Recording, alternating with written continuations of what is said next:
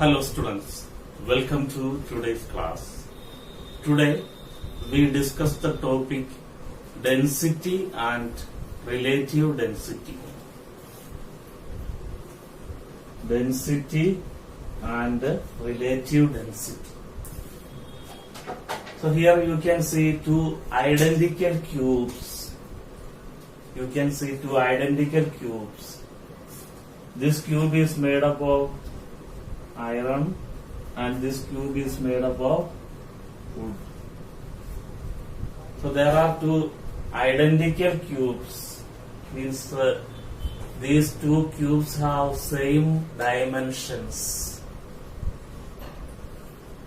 and if we weigh these two cubes which are identical but made up of different substances.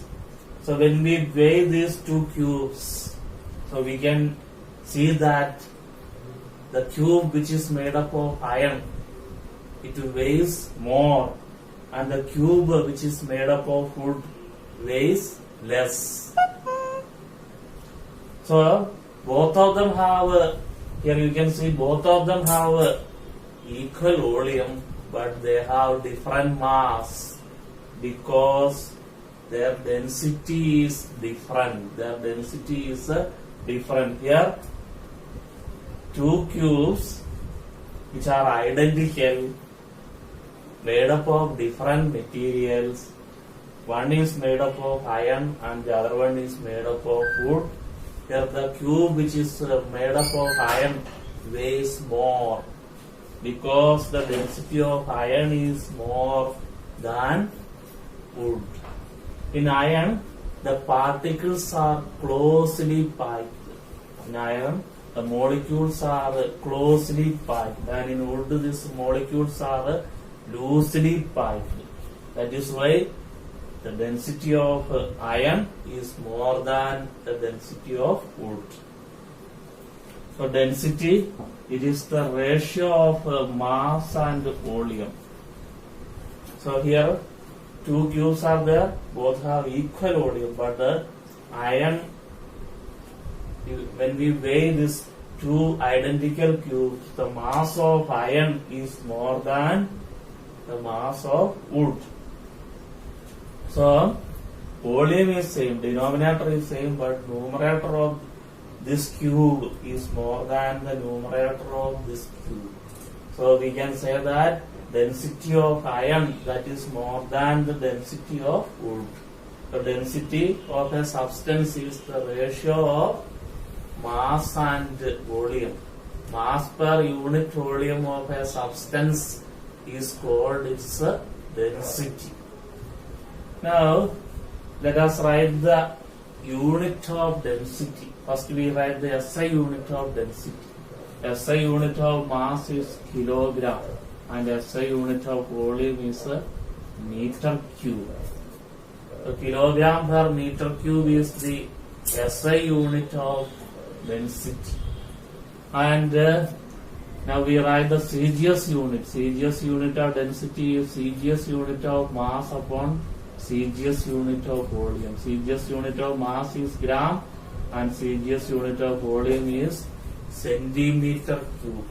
Gram per centimeter cube, that is the CGS unit of density.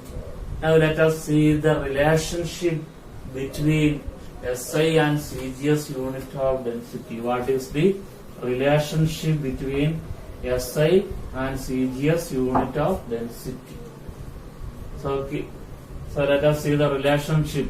So 1 meter cube means it is 1 meter into 1 meter into 1 meter.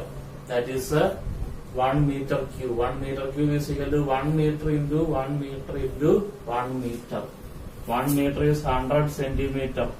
100 centimeter into 100 centimeter into 100 centimeter. That is equal to 10 to the power 6 centimeter cube. 1 meter cube is equal to 10 to the power 6 centimeter cube. And 1 kilogram is 1000 gram. or 10 to the power 3 gram. Now let us write the relationship 1 kilogram per meter cube. That is equal to 1 kilogram is 10 to the power 3 gram upon 1 meter cube is 10 to the power 6 centimeter cube. So we get 1 kilogram per meter cube. 10 to the power 3 upon 10 to the power 6 is 1 upon 10 to the power 3 or 1 upon 1000 gram per centimeter cube. So 1 kilogram per meter cube is equal to 1 upon 1000 gram per centimeter cube. Or when we cross multiply, we get 1000 kilogram per meter cube is equal to 1 gram per centimeter cube. So 1 gram per centimeter cube is equal to 1000 kilogram per meter cube. That is the relationship between SI and CGS unit of density. 1 kilogram per meter cube is equal to 1 gram per centimeter cube. If you have to convert gram per centimeter cube into kilogram per meter cube, you have to multiply it by 1000. So 2 gram per centimeter cube is equal to 2 into 1000 kilogram per meter cube, which is equal to 2000 kilogram per meter cube. 3 gram per centimeter cube, that is equal to 3 into 1000 kilogram per meter cube, which is equal to 3000 kilogram per meter cube. And if you have to convert kilogram per meter cube into gram per centimeter cube, then you have to divide it by 1000. For example, 5000 kilogram per meter cube equal to 5000 upon 1000, which is equal to 5 gram per centimeter cube. Means if you have to convert gram per centimeter cube into kilogram per meter cube, you have to multiply it by 1000. And if you have to convert kilogram per meter cube into gram per centimeter cube, you should divide it by 1000. Now let us see what is the effect of temperature on density of a substance. So you know, most of the substance expand on heating and contract on cooling. When a substance is heated, its mass remains same, but the volume increases. Mass remains same, but volume increases. So since the denominator increases and the numerator remains same, what will happen to density? Density will decrease with the increase in temperature. But the few substances are exceptions which are showing anomalous nature, like water between 0 and 4 degrees Celsius. So it has an anomalous behavior.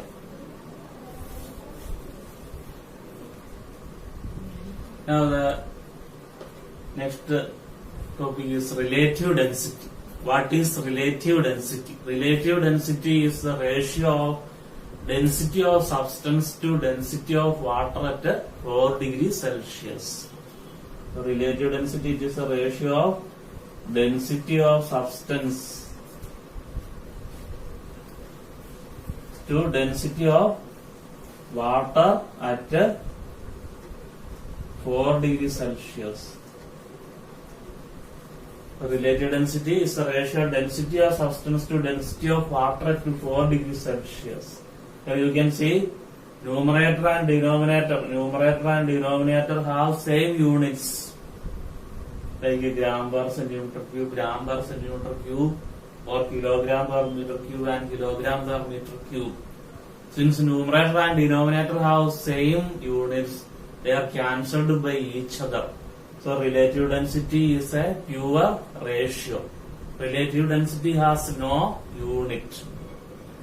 Density of water at 4 degrees Celsius is 1 gram per centimeter cube or 1000 kilogram per meter cube. Density of water at 4 degrees Celsius is 1 gram per centimeter cube or 1000 kilogram per meter cube. Suppose that the density of a substance is given as 4 gram per centimeter cube. Density of a substance is given as 4 gram per centimeter cube. Then what is its relative density? Density of substance is 4 gram per centimeter cube. Then density of water in CGS unit at 4 degrees Celsius is 1 gram per centimeter cube. So this is cancelled. So we get relative density as 4. And suppose that the density of a substance is 5000 kilogram per meter cube. 5000 kilogram per meter cube. If density is given in a SI unit, then density of water we also have to take in SI unit, that is 1000 kilogram per meter cube. Then this cancel, then we get it as 5. So if it means that if the density of a substance is 6 gram per centimeter cube, then its relative density will come as 6. And if the density of a substance is 7000 kilogram per meter cube, then its relative density will come as 7. So this is the method. And suppose that if you have to find if relative density is given,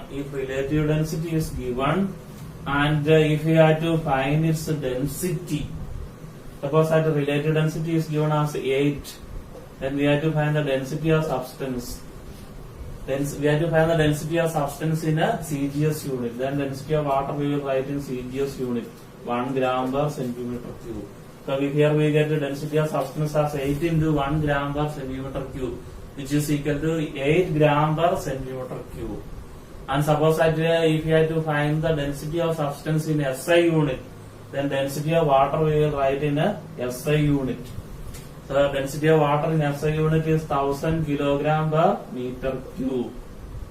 So then cross multiplying, then we get the density of substance as 8 into 1000 kilogram per meter cube. So which is equal to 8000 kilogram per meter cube. The main point which I have to tell you is that when relative density is given and if you have to find the density of substance in CGS unit, then relative density multiply with 1 gram per centimeter cube. And when relative density is given and if you have to find the density of substance in SI unit, then relative density we have to multiply by 1000 kilogram per meter cube. This way we find the density. So relative density is the ratio of density of substance to density of water at 4 degrees Celsius. So density is the ratio of mass per unit volume. So this we can also write mass of substance upon volume of substance divided by density of water, that is the mass of the equal volume of water. So volumes are cancelled, then we can write this formula as mass of substance divided by mass of equal volume of water. Mass of the substance divided by mass of equal volume of water. So that is the upthrust. So this also we can write it like this: weight of body in air. Weight of body in air means that is true weight. Weight of body in air divided by upthrust means weight of equal volume of water displaced. That is weight of body in air minus weight of body in water. The relative density is equal to weight of body in air divided by weight of body in air minus weight of body in water. Means this is same as weight of equal volume of water displaced, or this is same as the upthrust exerted by water. This way so we can find the relative density. Now listen one question. A body weighs 1000 kilogram. A body weighs 1000 kilogram in air, and the same body weighs 800 kgf in water. A body weighs 1000 kgf in air and 800 kgf in water. what is its relative density? We substitute the value in this formula. Weight of body in air is 1000 kgf upon weight of body in air 1000 minus weight of body in water is 800 kgf.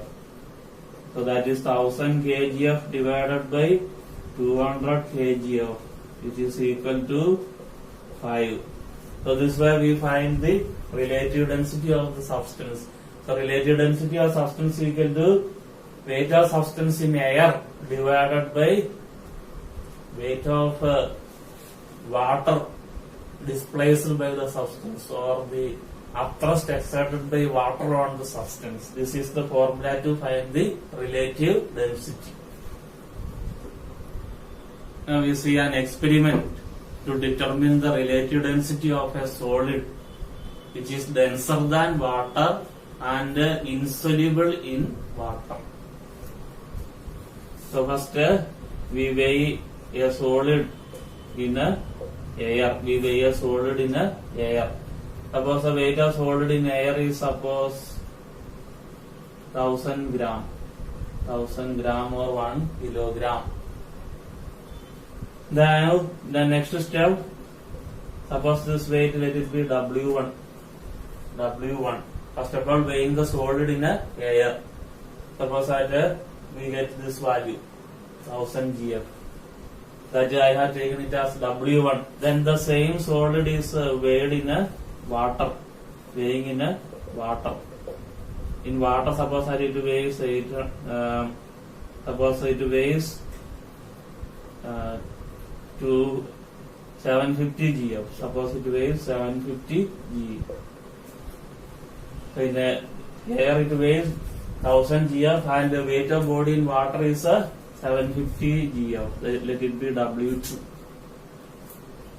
Now we calculate the relative density. Relative density is equal to weight of body in air divided by weight of water displaced by the solid, or loss of weight of the solid in water. So that is same as a thrust. W1 upon W1 minus W2. Weight in air is 1000 gf and weight of water displaced by a solid, that is true weight minus apparent weight. Weight of a body in water, it is called apparent weight of the body in water. So, and this difference of true weight and apparent weight is called apparent loss in weight, or which is same as upthrust. So that will come 1000 minus 750, which is gf. So we get 1000 gf is cancelled. 1000 upon 250, which is equal to 4. So this way we find the relative density of a solid which is denser than water and insoluble in it. Now the next one, how do we find the relative density of a solid denser than water and soluble in it? That solid is soluble in water. The previous one we have seen that how to find the relative density of a solid denser than water and insoluble in water.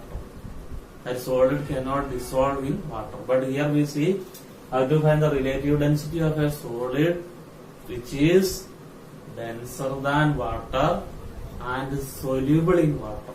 Means that solid can dissolve in water. In that case, we find its relative density by using this formula. Weight of solid in air divided by loss in weight of solid in liquid into relative density of liquid. So, for that, first of all, we have to weigh the solid in air. Then that same solid we will weigh in a liquid. We will weigh that same solid in a liquid, and in that liquid that solid is not soluble. Then we will find the loss in weight of solid in liquid. That means difference of weight in air and weight of the solid in liquid. That is the loss in weight. of the solid in liquid, means true weight minus apparent weight in liquid. We get the loss in weight of solid in liquid. And the relative density of liquid is known. Then we can find the relative density of solid by applying this formula. Weight of solid in air divided by loss in weight of solid in liquid into relative density of liquid. Now the next one. How do we find the relative density of a liquid with the help of a solid? And that solid is insoluble in liquid and in water. So we determine the relative density of a liquid by applying Archimedes principle. So this is the formula: weight of solid in air minus weight of solid in liquid divided by weight of solid in air minus weight of solid in water. So first of all, you have to weigh a solid in air. So weighing the solid in air. Suppose that the solid is weighed in air, and in air suppose its weight is 1000 gf. This is true weight. Weight of a body in air, it is called the true weight. True weight is 1000 gf.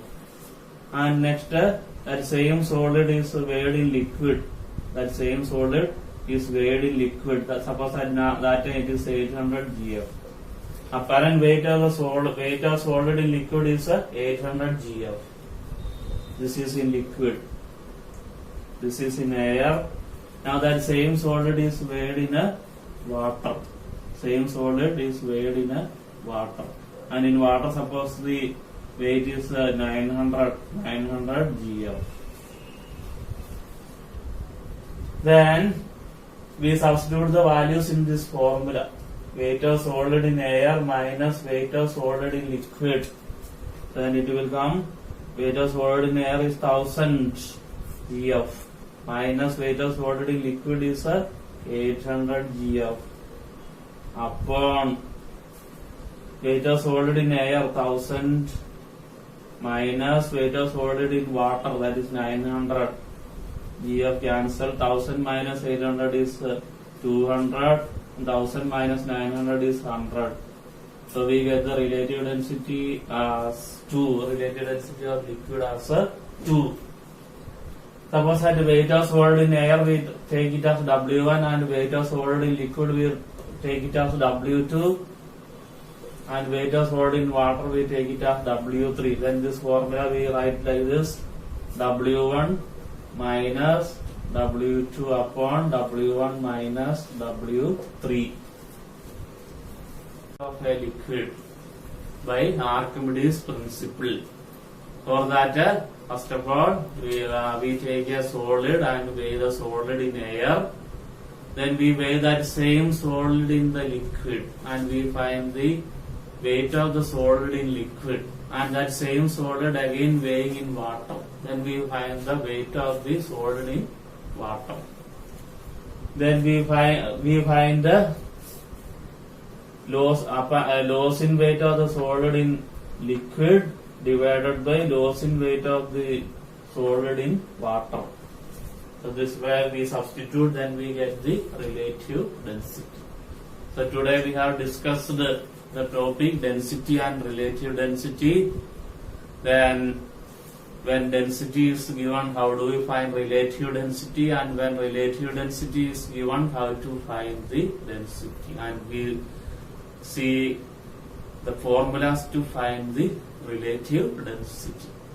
Next class we will discuss another topic.